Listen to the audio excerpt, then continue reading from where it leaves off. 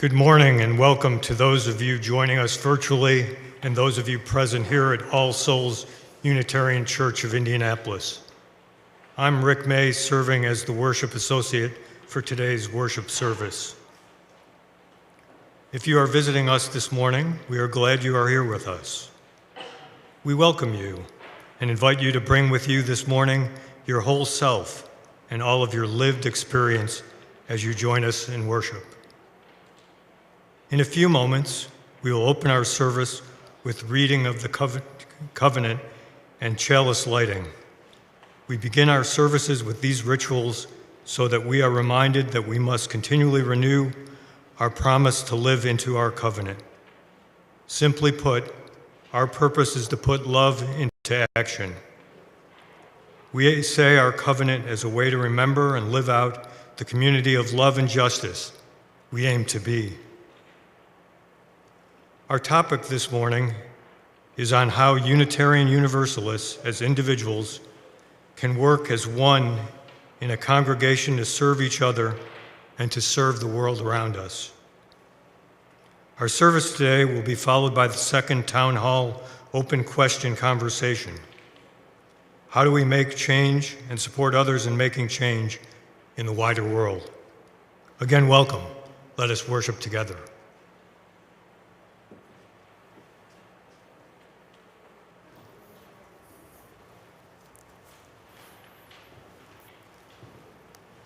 I think it's been about, it's about 30 years ago that, can you hear me all yet? Not quite. Testing 1, 2. That's it. There we go. Maybe if I move down here. Ooh. It's on now. It's on now.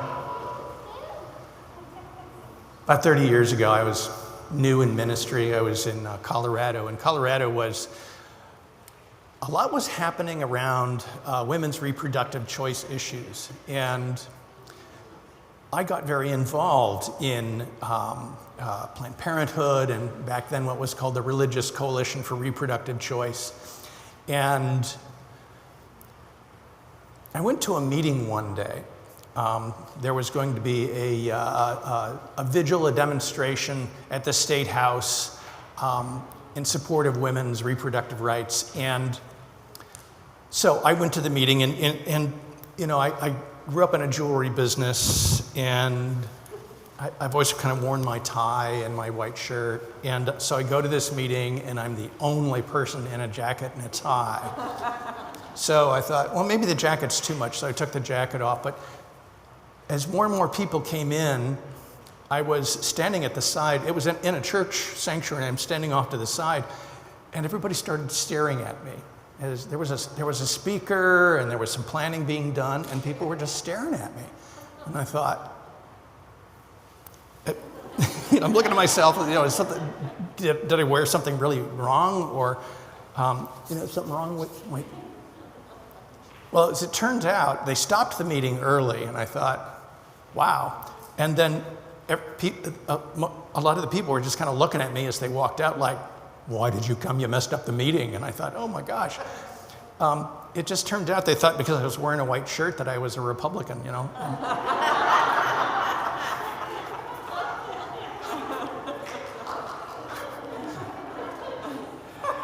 And you know, the thing is that in Colorado at the time, there were old-style Republicans who might have worn a white shirt and gone to a meeting like that and felt like they belonged there and were in support of it.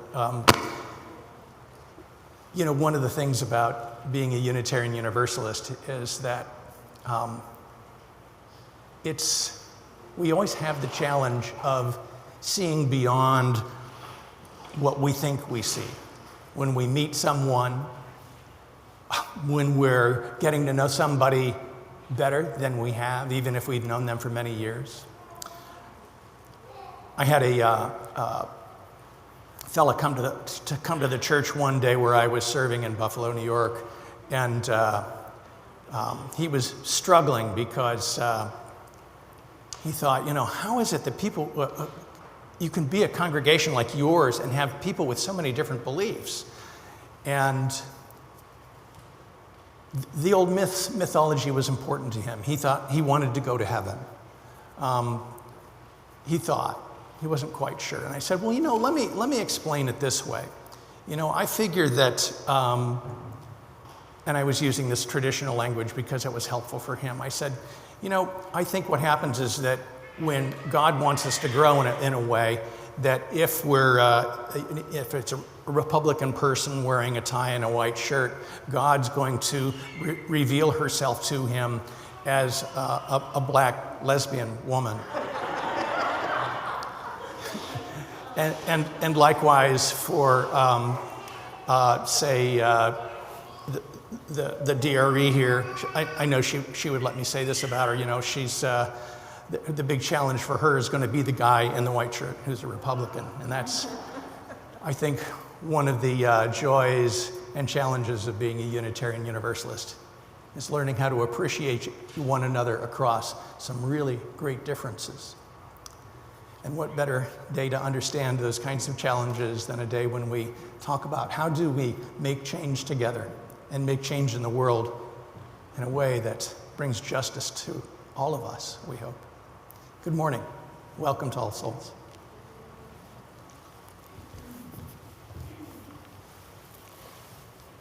Good morning, beloveds. I've got a slew of announcements this morning. I will go quite quickly. You will notice that in the pew, if you're a visitor to our congregation and have not heard me say this before, there are some yellow cards. These are the connection cards that we use as a linkage between you and All Souls during the week. Please do take a moment to fill those out during the service. We appreciate it very much. On Sunday, March 20th, William Harvey is in concert at UUI, our sister Unitarian church on the other side of town, to honor Afghan refugees. That will take place at 4 p.m., so you are invited to join. That's a special violin concert. Also, it's spring, and spring means that the All Souls Grove, the beautiful diversity of trees that we planted here at the church over the COVID shutdown, again needs watering. So please contact Indra Frank if you would like to help watering with that. Also, the All Souls Butterfly Garden, which many of you notice right away when you come in. If you look out the back windows in the atrium, you really can't help but see it. There's always some good cleanup work that needs to be done out there once the temperature's warm, and we know that the pollinators are finished overwintering in that space. So please, again, reach out to Indra Frank if you are interested in joining the Butterfly Garden team. And please join us for our Open Questions Town Hall. I'm very excited about this. It's after service today. If you have a child with you, I will be here to provide childcare to support kids in either being in that meeting and participating or being out of it, whichever they seem to need the most. As always, please silence your electronic devices upon entering the sanctuary. We're also coming around to board election time again, so if you are interested in serving on the All Souls board, there's info in our order of service. The community garden's gearing up. If you saw our side yard, we had to move it because Head Start needs to move the fence line about 20 feet further out than where it is. So we've moved all the beds. We're going to order more topsoil, and we need help filling that, planting it out, and we have some beautiful seed starts up in the maker space that some people helped water and plant this morning. Yes, thank you. Lastly, we do need nursery volunteers. As you know, children under 5 still cannot be vaccinated, and that really does constitute a hardship for parents who might need the community of the worship service and coffee hour, but might prefer to keep their children out of public spaces that might be crowded at this time. We do have both Yuko and Julia in the nursery this morning. They kindly offered to sub for Amanda, who stayed home because the person that she nannies for is not feeling well. So we're all doing our due diligence to keep germs out of All Souls, but we also need adults who might not have small children to support parents with small children during this time. Thank you so much.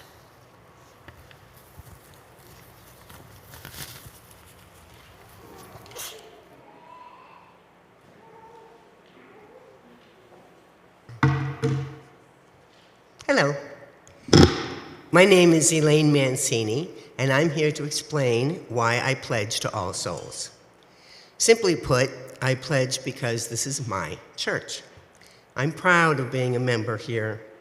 It took only about 3 weeks for me and Alan to join All Souls when we moved here from New York. and we went to pretty much all the Unitarian Universalist churches in the area, and this was it. I love this church. The best ways to show my love, I think, are by making a financial contribution and being involved. My life has been enriched immeasurably through my connections to this church, teaching youth group, contributing meals to IHN, chairing the Strategic Visioning Task Force, serving on the board, being an usher. This was all before cancer came into my life as a part of my everyday activities, and I had to curtail my activities here. Even so, I was able to serve on the interim ministerial search committee that found Reverend Joel, and we all know how that worked out.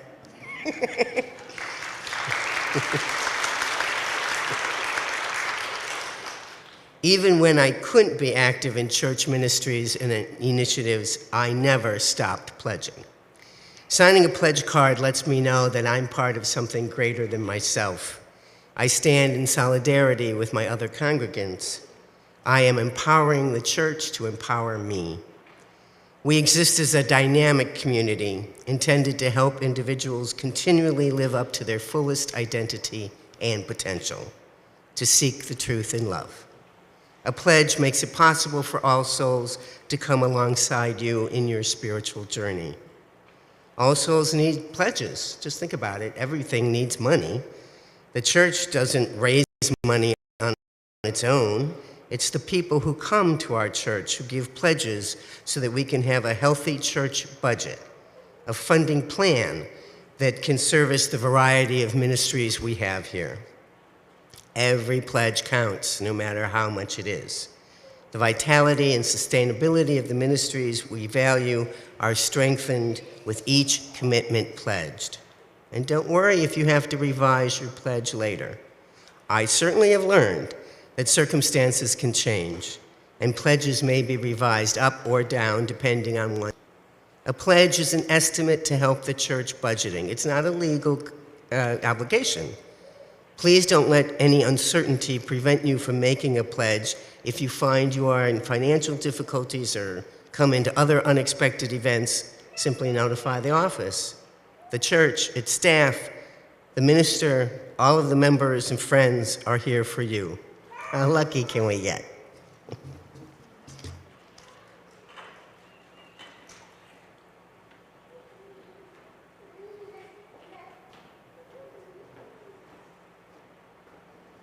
Thank you, Elaine. I'm Nancy Bainey, the financial administrator, and I've been receiving your pledges.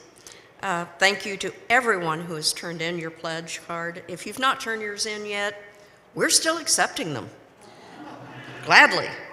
Please know that your information is kept very confidential. And remember to mark your checks and your electronic payments pledge, or whatever else they might be for, so that I can post them correctly and not have to guess. Thank you.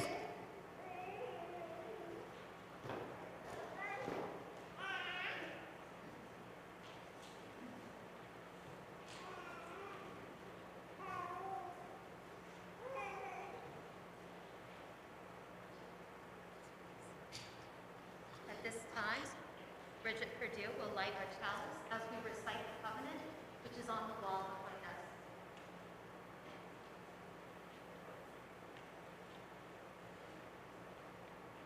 Love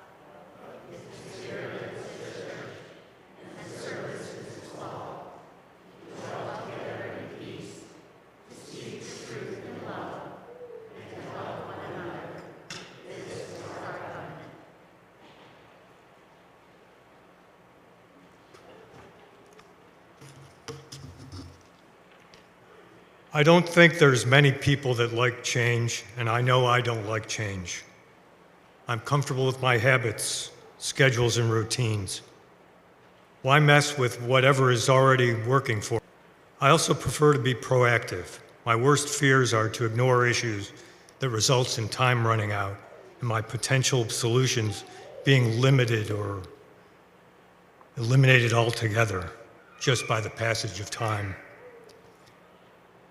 While we may not like change, Change is inevitable. So I've concluded that it's best to embrace change. I think the work of the All Souls Board with various open questions and consensus building through cottage meetings is a great effort in support of positive change. One of my interests is Celtic spirituality. Celtic spirituality also provides a framework for answering the various open questions for the All Souls community. In the year 563, the monk Columba and his 12 Irish monks arrived from Ireland by sea and founded an abbey on the island of Iona in Scotland. As a result, Iona became the center of the Scottish Church and the focal point of the spread of Christianity through Europe. Iona is known as one of Scotland's most important spiritual and sacred places. Iona still retains its spiritual nature and remains a place of worship today. The modern era of Iona began in 1938, when the Reverend George MacLeod led the rebuilding of the Abbey and other adjacent buildings.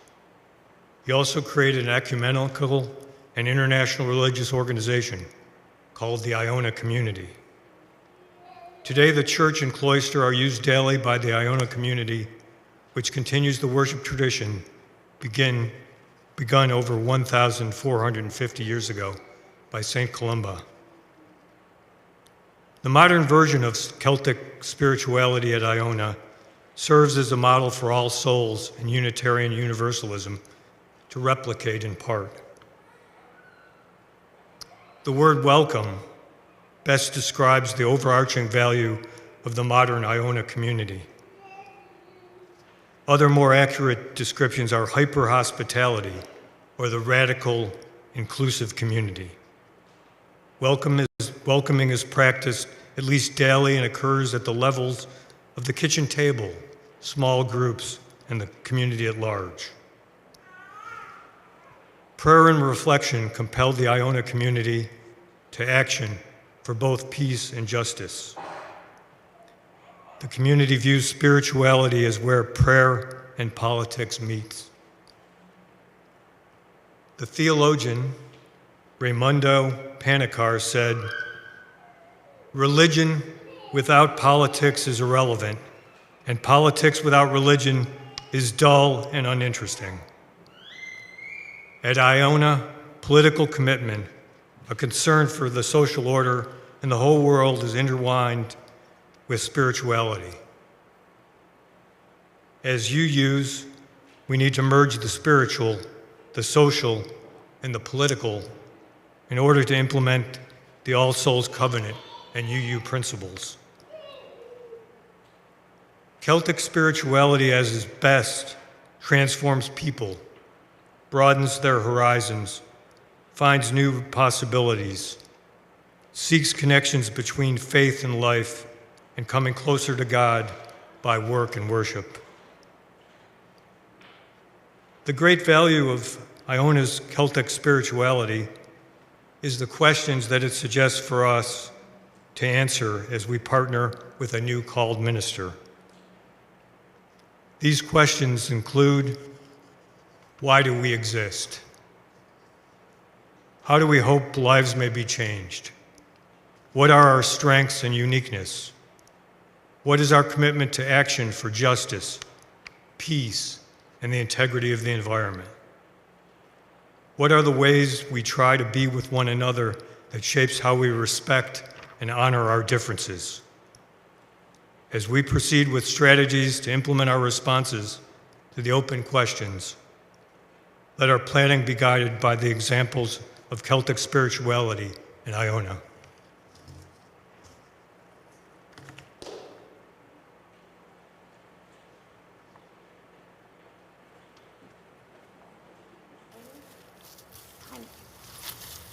Whoa, bringing props this morning. There we go. And, yep, you got it. So, good morning. You know, I have had so many offers to help with the Time for All Ages lately, and I really value that spirit of stewardship and community. So we're going to try something that Reverend Jennifer Hamlin Nevias used to do at May Memorial in Syracuse, New York, back when she was their DRE. And I always thought it was super cool. So we'll see how this works for us. So as I mentioned before, you're good, you can cross. You're all good. As I mentioned before, yeah, I understand what you were doing. You're fine. Today's our second open questions meeting, and those who participate will be asking about social justice work, how we have moved toward justice in the past, and how we might like to move toward justice in the future. But it can be tricky, justice. That word means different things to different people. So today I wanted to tell you a story about that. Once there was a lush green rainforest, and between the trees flowed a beautiful blue river.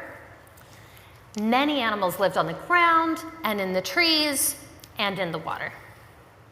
Now, one day it rained, long and hard. Some of you might already know a little bit about watersheds. When water falls on the mountains, where does it go? I see a couple of hand motions. Yeah, it goes down. It goes down the sides of those mountains and it goes into our rivers and streams. And of course, that's exactly what happened. And the river started to get very, very full until it overflowed its banks and began to flood the rainforest. A monkey watched in fear and worry as all of the other animals tried to escape the flood. Because the monkey could climb trees, it was safer than most. All it had to do was wait for the floodwaters to go down. It even had food because it could eat the fruit that grew in the trees. But the monkey wanted to help others so badly. And as he watched, he saw a fish. The fish seemed to be struggling to swim against the current of the mighty river. It was really struggling a lot. I could see it struggling from here. Yeah, totally true. There is someone who needs help, the monkey said to itself, and it reached down to pluck the fish from the water. Now, if you know anything about fish, you know this was the wrong thing to do. What do fish breathe? You can say it out loud, it's all right. Water! They breathe water. They get oxygen from the water through their gills. They cannot survive in the air like a monkey that uses its lungs to get oxygen from air. The fish gasped like this. It couldn't breathe at all. The monkey was so frightened to see this that it dropped the fish, which luckily fell back into the water.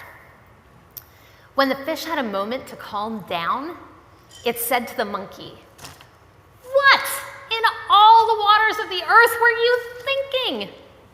"I was trying to do for you what I would want someone to do for me," said the monkey. "Aha," said the fish, "I understand. But I'm not you. What may work for you may not work for me at all." "I'm sorry," said the monkey. "It seems obvious when you explain it like that." "I forgive you," said the fish. "And I have a suggestion. Next time, ask someone what they need before helping. A fish knows the business of being a fish. You don't have to guess." "Well then," said the monkey, "is there anything I can do that would be helpful?" "Yes," said the fish. "I am going to spend some time on the other side of your tree where the current is not so strong, and I can rest. Can you please pass me a piece of fruit?" "You eat fruit?" asked the monkey, who had never heard of such a thing. "Many fish eat fruit," said the fish. So the monkey gave the fish some fruit, and both of them were safe and happy. Now, something the monkey said might sound familiar to you. He said, "I'm trying to treat others as I would like to be treated." It's familiar to a lot of people, and it's actually part of the sacred scriptures of many of our religious sources. But Do you know where that thing's at? I don't, but I will come and look for it in 1 minute because I am almost done. The golden rule sometimes doesn't work because it centers us and our experiences, even when we're trying to help someone else. To understand others, we have to decenter ourselves. We have to listen and look and be open to new learning. When we treat others the way they want to be treated, we call that the platinum rule. And when we use the platinum rule, things get better for everybody. The whole community becomes stronger.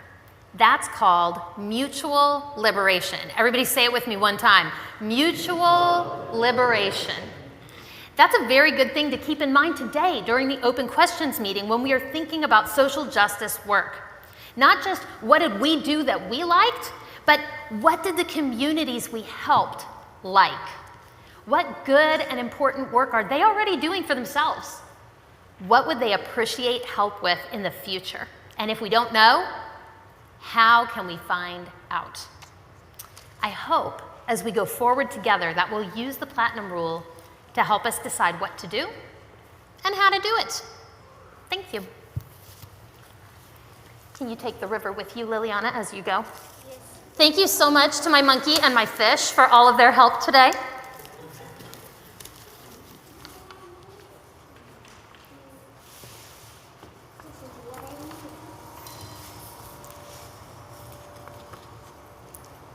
We celebrate joys and sorrows. Celebrate's an interesting word because its original meaning is simply to understand that we come back to again and again a ritual or a practice. It helps us be mindful. So to celebrate a birthday is to be mindful of how good it is that we're here. To have a celebration of life on a Sunday morning or at the end of someone's life is a reminder of how good it is for us to be together and how good it is to have people we have loved in life, even when we have lost them. So we share these in this time, this celebration, this return every Sunday to joys and sorrows, to remember that all of us have come with joys and sorrows this morning and every time we gather as a congregation. And that there are some joys and sorrows in particular that we will name out loud.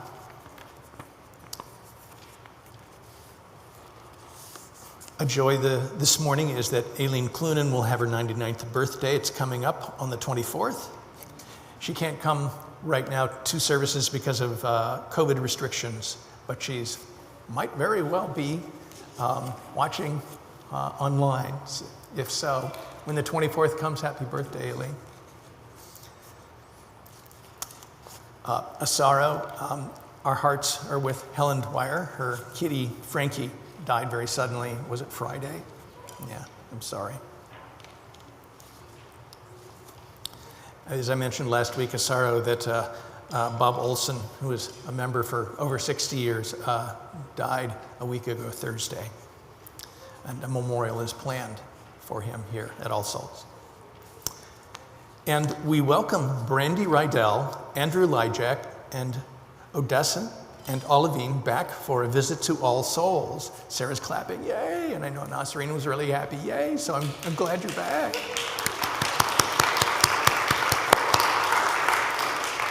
Especially welcome to the world and our community, Olivine. Looking forward to meeting you all, meeting Olivine especially.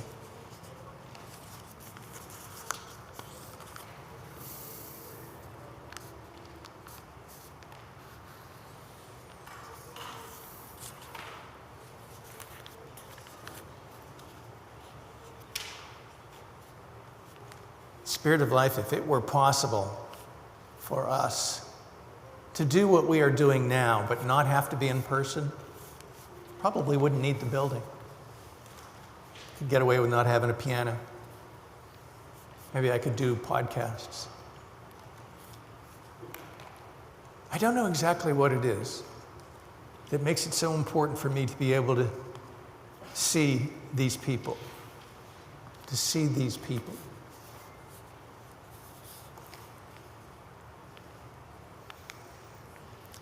And as I look at these beautiful people, and every time I have the privilege to stand up here to see you, Spirit of Life, and live with that strange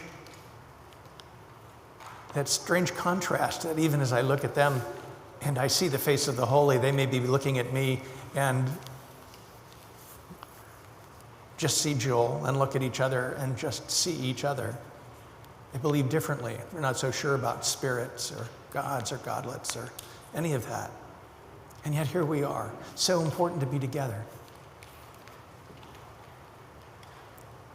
I know we don't understand all of what it is to be human. And I struggle with difference sometimes. But I do know that I am so grateful for these faces, these people, this congregation, and all it is able to do in the world.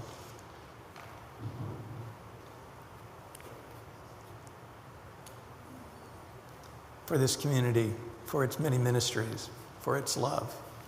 Thank you. Amen.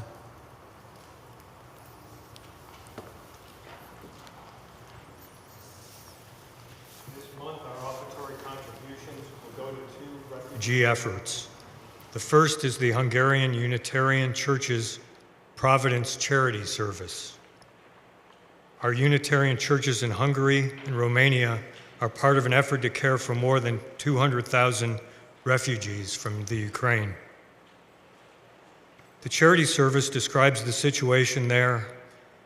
Your donation will help to provide women and families immediate aid, such as transportation from the border, emergency shelter, food, water, hygiene kits, infant supplies, clothing, pet care, and psychological support.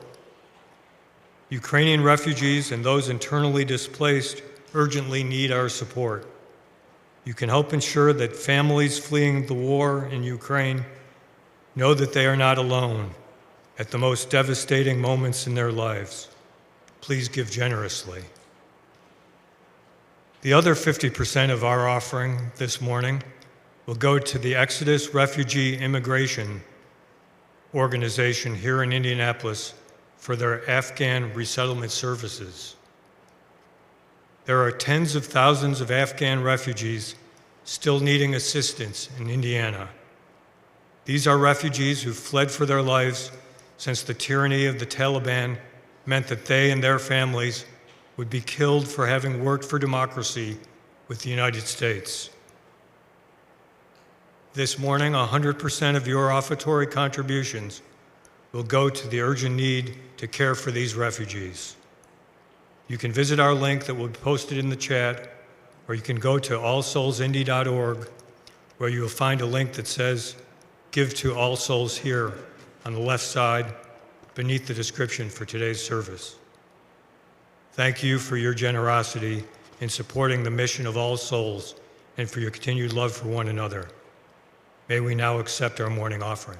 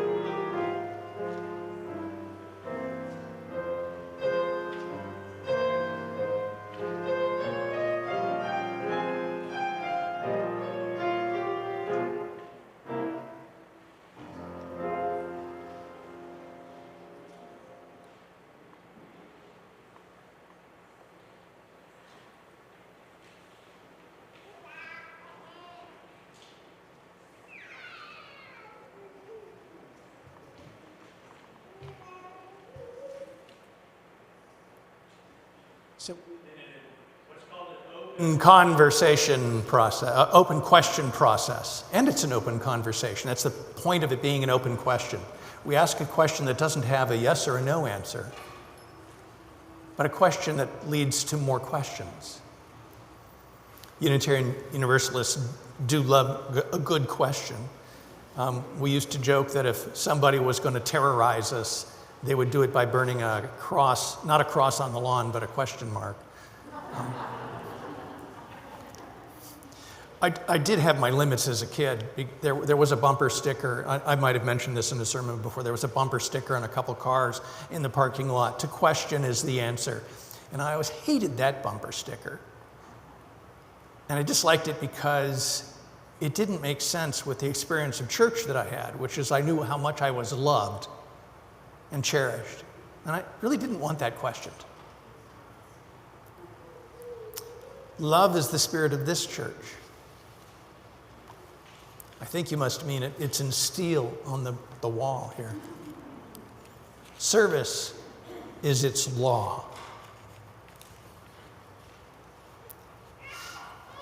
You know, the thing about this title that I have, minister, ministers from the Latin ministrare, to act as a servant. It means to serve. So you could put up there, to minister is its law, and it would mean the same thing.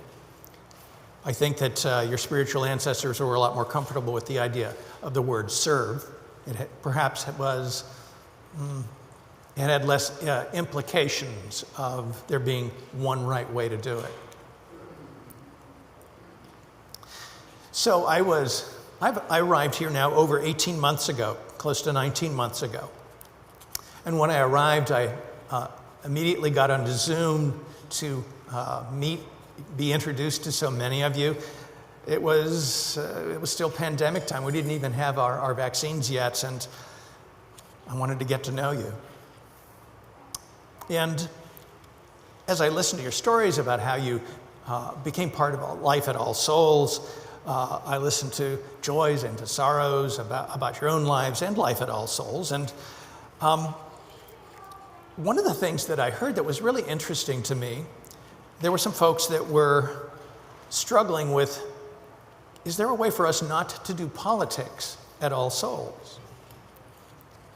Now, I listened a lot to those conversations, and I know that, as I said in my opening words, that politics is not always easy.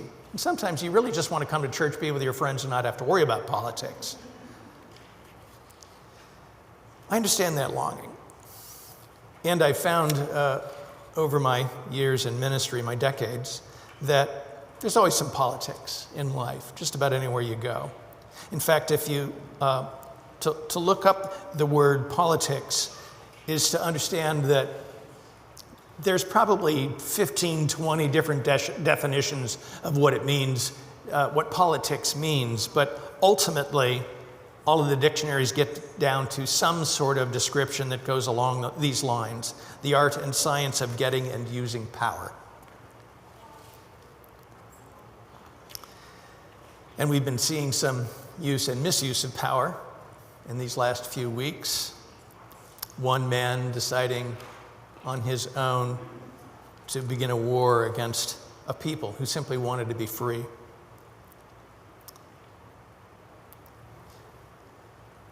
Sometimes it's just impossible to get away from politics. And let me hold it up as my example of that this morning: Switzerland. Switzerland has been officially neutral about anything and everything for over 500 years, since 1515. Until 3 weeks ago, for the first time in 500 years, Switzerland declared itself united with Ukraine and sent military assistance. Now, if Switzerland's not neutral about that, Switzerland has waded deep into politics. But then I can understand at the same time, with what you were quoting somebody as saying, Rick, that the politics without religion can be, did they say boring? I would like to have a politics that was connected to religion that would be a religion that followed something like what is in your covenant. So if politics is the art and science of getting and using power, I have a confession to make about power, which is one of the reasons I went into ministry was to get power. I'm not interested in a wimpy ministry. Oh, well, go ahead, do whatever you want. But I've learned something in ministry over the years, which is power can be such a force for good when it's given away. Ministers can accumulate a lot of power as ministers create relationships with congregations. But if we keep that power, we weaken ourselves and we weaken the congregation. You know, there's that old saying that power corrupts. I don't think it's actually that power corrupts. I think what happens is that those who hoard power, who refuse to give it away, get corrupted. They get damaged by holding on to it. Like that river we were talking about in the Time for All Ages, it overflows its bank. If it gets backed up, something gets damaged. Someone gets harmed. In fact, you can, there are scientific studies that show that people who accumulate a lot of wealth and power and aren't finding ways to bring that back into community life, they have a strong tendency to behave pretty badly. And we have the extreme example right now of Vladimir Putin, a dictator who started a war because he simply wants more power.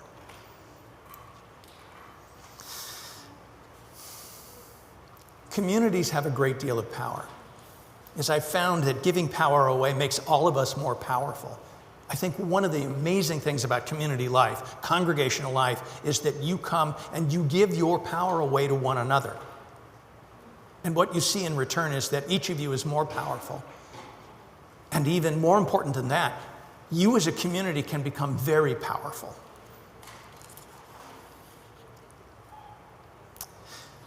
You have a history of using your power for good. So 117 or so years ago, this congregation got started. It got its first building down on Alabama Street. You came here around 1960, 1959. And in that time, in those years, the people of All Souls, formally or informally, used their power to do things like start the Children's Museum, start a dozen social service agencies, the Indianapolis Park System. 3 of your ministers in the 20th century had regular radio broadcasts, either of a topic that they had preached on or of their actual sermon on a Sunday morning. And these radio broadcasts of what was going on in the life of All Souls had a very powerful influence on life and culture throughout Indiana. Cultural, ethical, and political influence. All Souls has helped change Indiana in many good ways. You've been a force for good. You continue to be a force for good. But that's not easy. Giving away power, sharing power, wielding your power together as a people. Sometimes we have conflict about how shall we be powerful? How shall we direct our power? And sometimes the conflicts that come up with that can be painful. In 1950, for example, a group of members wanted to restrict membership at All Souls only to white people, as if that's actually a thing that exists. It exists culturally, of course, but in the bad philosophy of racism, they thought somehow they ought to just be a group of white people. I'm glad to say that a vast majority of members disagreed strongly with that and made it clear that this church believes in justice and racial justice, in human justice, and membership for all people. It was a painful time. 50 members left to start an explicitly racist Unitarian church. I'm happy to say they failed pretty quickly.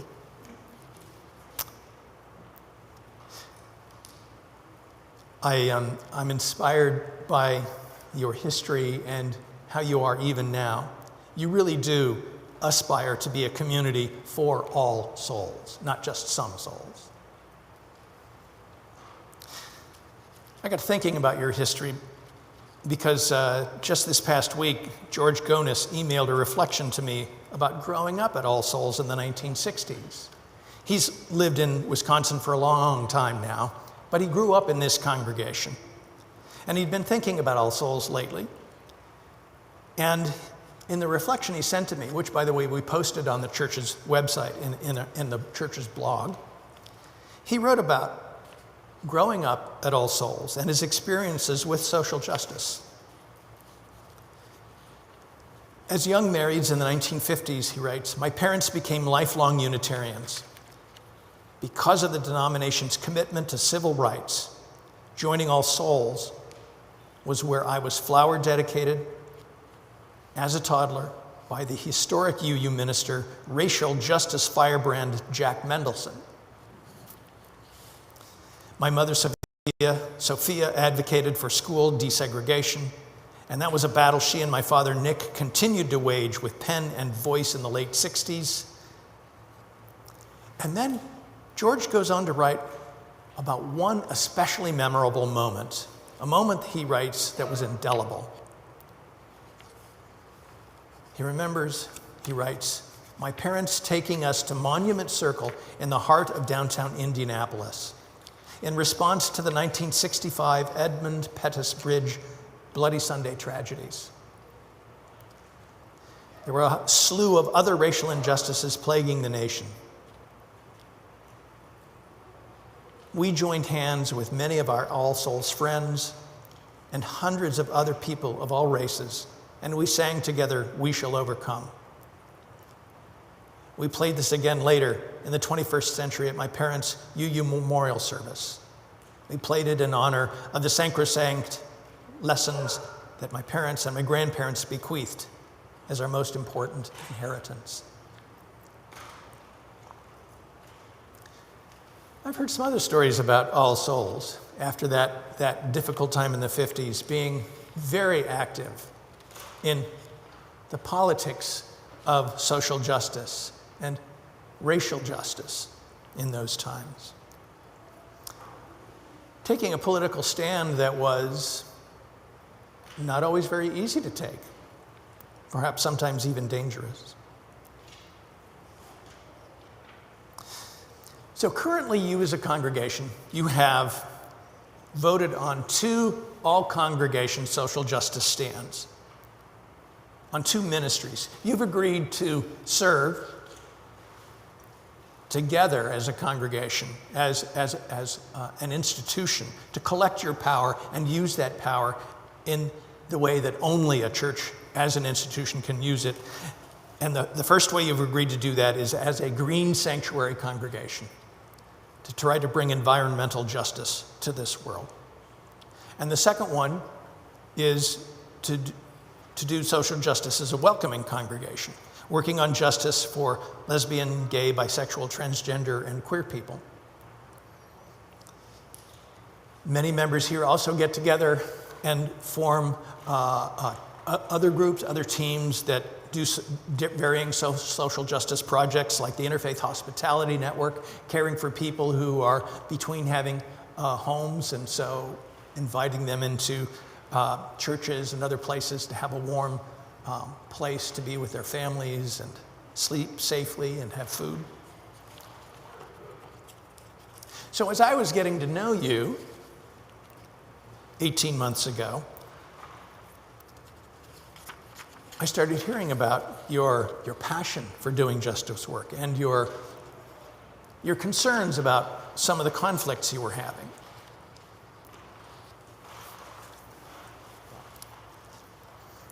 One of the conflicts that some folks described to me was around the name tags. Now, at the time we weren't in the building. Man, it's cold in here, isn't it? I'm sorry about that. You know, it's that heating and cooling system. I should have added that to the joys and sorrow. The sorrow is, damn, it's cold in here. And the joy is not for much longer because you voted on the replacement for the temperature control. Thank you. Next Sunday, we'll get the temperature right somehow. You'd been talking, I'd heard some of you talking about concerns about the name tags. There was some disagreements about how things had happened with the name tags, putting pronouns on the name tags or not put pronouns on the name tags. We weren't in the building. We couldn't even see the name tags. I thought, I'm not going to try to delve into that. What are we going to do? Sit in the parking lot and pass them around? No, I'm not going to do that.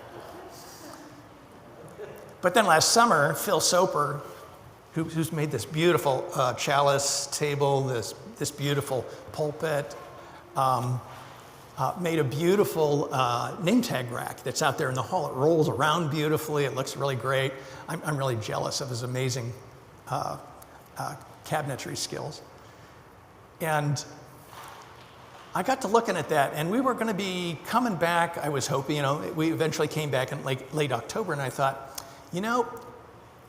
I could spend some time finding out about the name tags, but I want to get nice looking name tags that fit onto this great new name tag rack. And I don't know what happened, and I'm not sure that we can ever figure out exactly what happened, but I'm going to replace them all. So if you're wondering why your name tag was all new all of a sudden, it's because the minister exercised some power and really didn't share it very well.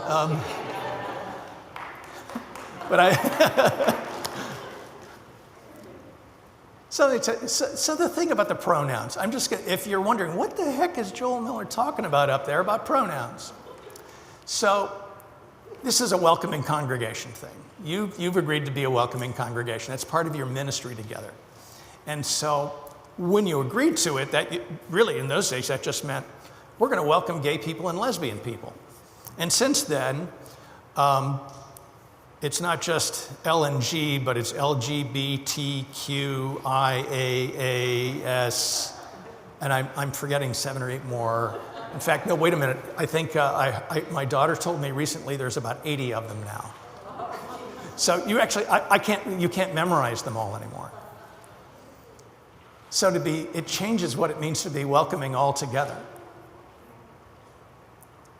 I'm not going to be able to settle with you the issue of the pronouns. That's not my goal today. But if you're wondering what I'm talking about with the pronouns, let me just tell you, the love of my daughter's life, the person she's getting married to this summer, Holland is transgender and non-binary. And so they use the pronouns they and them. So when I go to see my daughter and her partner, I'm always very sure, if I'm talking about Holland with Susan, for example, I'll say, hey, are they gonna grill today? Because Holland is really great at barbecue. And my daughter will say, yes, they are, and they've got some chicken planned. I'm very happy about that. But that pronoun is really important to them. If you meet Holland, if this whole concept is new to you, you'll find yourself very confused because you'll be thinking, wait a minute, is Holland a boy or a girl? And Holland is, very happy to tell you, Holland is just Holland. And the other genders, Holland's just Holland. That's all I can say about Holland. And that's why they ask you to use they as pronouns. If you're new to that could be really confusing. Happy to talk with you by phone about it later. I changed those name tags out, though, because I was thinking, I did it as an interim minister.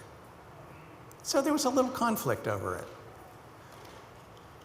Here's the thing, how shall you make change in the world as individuals and as a congregation? And you do it by giving away power.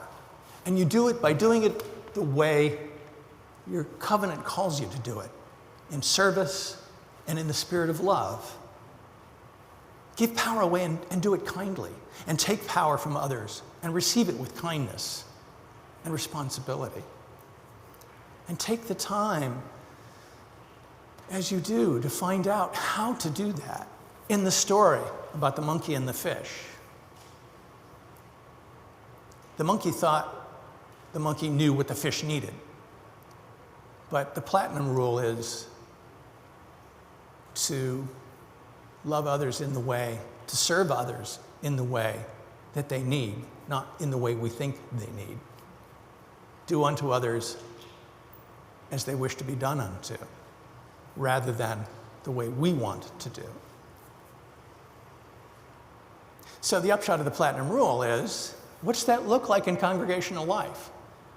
And it looks a lot like what we're going to do after the service, which is have a town hall and talk about what is it that gets us fired up about doing social justice?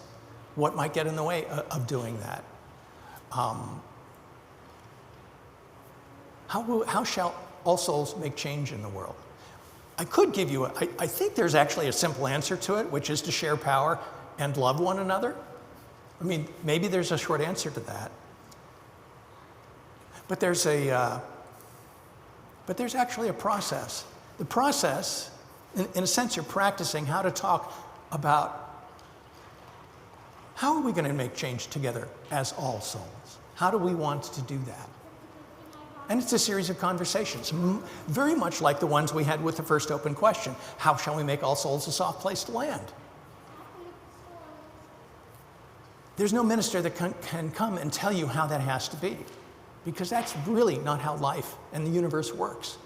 It's the web of relationships you create, and in those relationships, the sense of safety you can find, the sense of trust you can have, giving away your power to one another.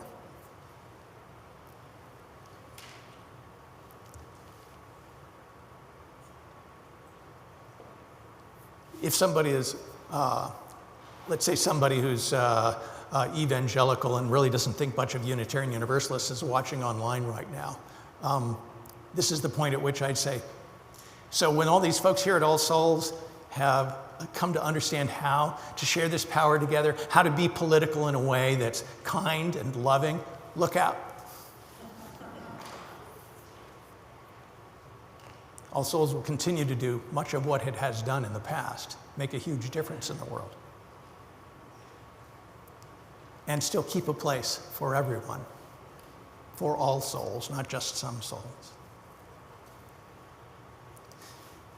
One of the things you'll find as you talk about doing ministries together or serving together is that congregations eventually come to an agreement about things like, let's be a welcoming congregation. They vote on it, and 98% of the congregation agrees, yes, we're going to do that. 2% doesn't. There's always going to be members of the congregation who say, you know, that's not, I'm uncomfortable. I don't know what to do with that yet. Or actually, I don't really quite agree with that, but I still feel like I belong at All Souls. And that's life in church. There's always that discomfort that you're never going to find that everything's settled and fixed, that you can get to that one place that's just free of politics. It's probably not a real place. What is real is a depth of love and service that transcends the smallness of those politics that aren't shared power. What is real is just looking at someone and finding out from them how it is they need to be served and how to be loved, and in the same way hope that they do for you the same. So the one thing about this town hall is that, yes, it's practice, but it's not just practice. Your board of trustees is actually taking lots of notes. They're listening carefully.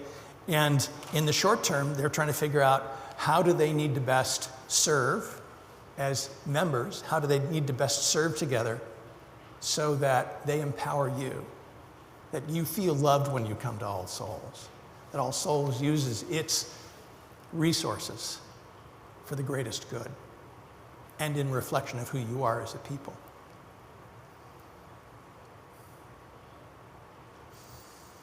Yeah, I came into ministry because I wanted power. I wanted this kind of power, the power of love, the power of service, the power that a people who cherish one another, the kind of power that changes the world and changes the world for the better. I'm grateful for you. Go out, be powerful, keep being powerful together.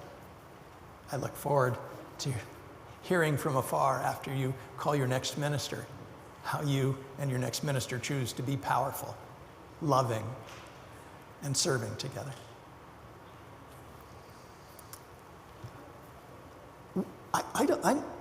What hymn do you have for now? Can we do number 169? It's We Shall Overcome. You know, I realized I added this story that George Gonis talked about. Gonis. Excuse me, George. George Gonis. Sandy knows George, so she got me to pronounce it correctly. Was played at his parents' memorial services. We Shall Overcome. It's 169. I'm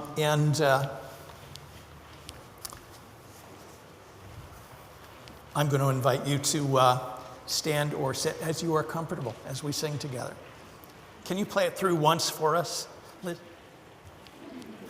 She's doing this cold, so be kind.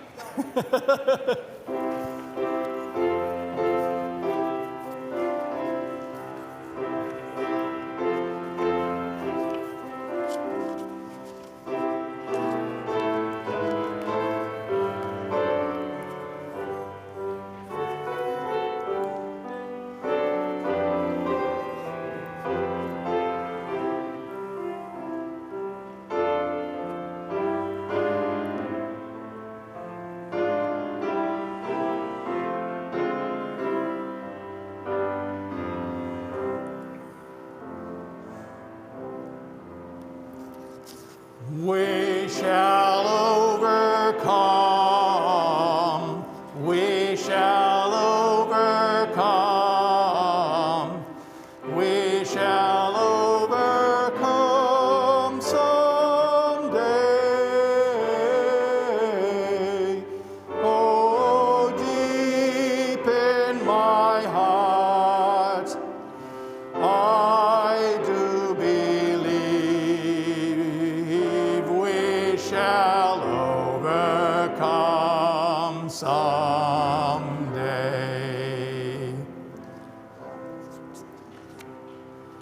We'll walk hand in hand.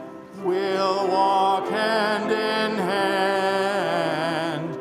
We'll walk hand in hand someday. Oh, deep in my heart, I do believe we'll walk hand in hand someday.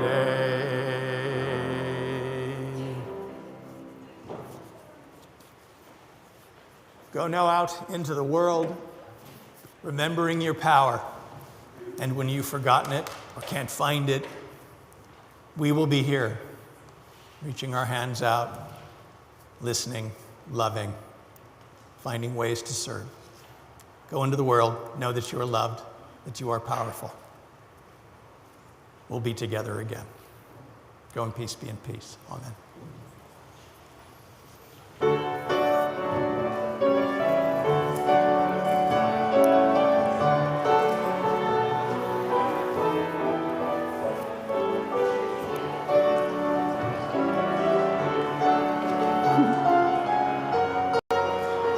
I don't know if it's going to work or not. Thanks, Rick. Appreciated your story. Good.